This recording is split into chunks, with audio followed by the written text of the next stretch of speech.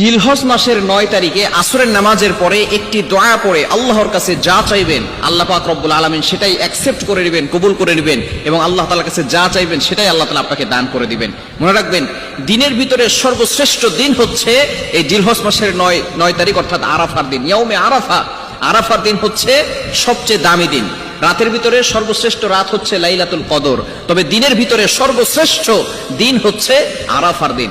এখন বিশেষ করে আমাদের বাংলাদেশ ভিতরে একটা দ্বন্দ্ব হয়ে গেছে, আরাফার দিনটা আসলে কবে। বিশেষ করে একদল বলেন যে ইয়াউমে আরাফা যেহেতু রমজান অথবা অন্যান্য সময় একদিন আগে সৌদি আরবে চাঁদ উঠে, সুতরাং ইয়াউমে আরাফা একদিন আগে মনে সেখানে চলে যায়, এই দিনে আপনি রোজা রাখার চেষ্টা করবেন। আপনি যদি আপনার মনের ভিতরে খটকা লাগে, তবে ইয়াউমে আরাফা, আরাফা দ্বারা উদ্দেশ্য হচ্ছে জিলহজ মাসের ৯ তারিখ। ইবনে আব্বাস রাদিয়াল্লাহু তাআলা আনহু এবং আলী রাদিয়াল্লাহু তাআলা আনহু তারা জানিয়ে দিয়েছেন ইয়াউম আরাফা, আরাফার দিন দ্বারা উদ্দেশ্য হচ্ছে জিলহজ মাসের ৯ তারিখ। সুতরাং আপনার দেশে যেদিন জিলহজ মাসের ৯ তারিখ হবে সেদিনই আপনি আমলটা করার চেষ্টা করবেন। এই জিলহজ মাসের ৯ তারিখ অর্থাৎ আরাফার দিন আল্লাহ তাআলার কাছে সবচেয়ে দামি দিন। এই দিনে আল্লাহ পাক রব্বুল আলামিন অসংখ্য অগণিত মানুষের গুনাহ খাতাগুলো ক্ষমা করে দেন। শুধু তাই নয়, আল্লাহ পাক রব্বুল আলামিন এই দিনে নবীজি সাল্লাল্লাহু আলাইহি ওয়াসাল্লাম একটা দোয়া শিখিয়ে দিয়েছেন। আসরের নামাজের পরে আপনি আল্লাহর কাছে দোয়া করবেন, বিশেষ করে রোজা রাখার চেষ্টা করবেন। আর রোজা রেখে দোয়া করলে আল্লাহ তাআলা সেই দোয়াটা কবুল করেন। আরাফার দিন নবী সাল্লাল্লাহু আলাইহি ওয়াসাল্লাম রোজা রাখতেন। যদি কারো মনের ভিতরে খটকা লাগে কোন দিনে রোজা রাখবেন, আপনি ইয়াউমে আরাফা অর্থাৎ যেদিনে সৌদি আরবে আরাফার দিন হয় সেদিনও রোজা রাখবেন এবং তারপরের দিন ৯ জিলহজ বাংলাদেশে সেদিনও রোজা রাখবেন এবং দুইও দিন আপনি আমল করার চেষ্টা করবেন। আসরের নামাজের পরে একটি দোয়া করবেন, লা ইলাহা ইল্লাল্লাহু ওয়াহদাহু লা শারীকা লাহু লাহুল মুলকু ওয়া লাহুল হামদু ওয়া হুয়া আলা কুল্লি শাইইন কাদির। খুবই চমৎকার একটি দোয়া।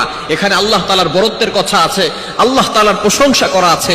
আল্লাহ তাআলার প্রশংসা কোনো বান্দা যদি করে, আল্লাহ তাআলার বরত্বের ঘোষণা দেয়, আল্লাহ তাআলা যে মহান সেটার ঘোষণা দেয়, আল্লাহ তাআলা ওই বান্দার প্রতি স্যাটিসফাই হয়ে যান, খুশি হয়ে যান। এজন্য অবশ্যই আমরা আল্লাহ তাআলাকে সন্তুষ্ট করে এই দিন সারাদিন এই দোয়াটা করব, এর আর বেশি বেশি আল্লাহর কাছে দোয়া করব। কারণ আদ-দুআউ ইয়াউমি আরাফা, আরাফার দিনের দোয়া আল্লাহ পাক রব্বুল আলামিন ফিরিয়ে দেন না, এই দিনের দোয়া আল্লাহ তাআলা কবুল করে নেন। আসরের নামাজের পরে এই দোয়াটা বেশি বেশি পড়বেন, লা ইলাহা ইল্লাল্লাহু ওয়াহদাহু লা শারীকা লাহু লাহুল মুলকু ওয়া লাহুল হামদু ওয়া হুয়া আলা কুল্লি শাইইন কাদির। যত বেশি পড়বেন এই দোয়াটা পড়ার পরে আপনি দুরূদ পড়ে আপনি আল্লাহর কাছে দোয়া করবেন।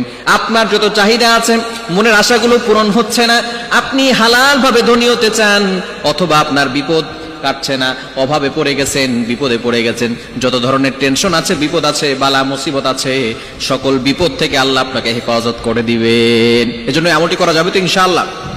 বিশেষ করে আরাফার দিনে আমরা আল্লাহর কাছে দোয়া করব, রোজা রাখার চেষ্টা করব এবং বিশেষ করে ডোনেশন করার চেষ্টা করব, দান করব। কেননা দান করলে আল্লাহ তাআলা ওই বান্দার প্রতি খুশি হয়ে যান। আস-সাদাকাতু তুতফি গদাবার রব্বি ওয়া তাদফাউ মাইতাতাস সু। যখন কোনো বান্দা ডোনেশন করে, দান করে, আল্লাহ তাআলা ওই বান্দার প্রতি স্যাটিসফাই হয়ে যান, খুশি হয়ে যান। বলেন সুবহানাল্লাহ। এজন্য আপনি দান করবেন, ডোনেশন করবেন। শুধু তাই নয়, আল্লাহ পাক রব্বুল আলামিনের কাছে বেশি বেশি করে দোয়া করবেন। আর এই দোয়াটা বেশি করবেন, লা ইলাহা ইল্লাল্লাহ ওয়াহদাহু লা শারীকা লাহু লাহুল মুলকু ওয়া লাহুল হামদু ওয়া হুয়া আলা কুল্লি শাইইন কাদির। আরাফার দিনে বেশি বেশি দোয়া করবেন। জিলহজ মাসের ৯ তারিখে বেশি বেশি করে আল্লাহর কাছে দোয়া করবেন। আল্লাহ তাআলা আমাদের সকলকে এই দিনে আমল করার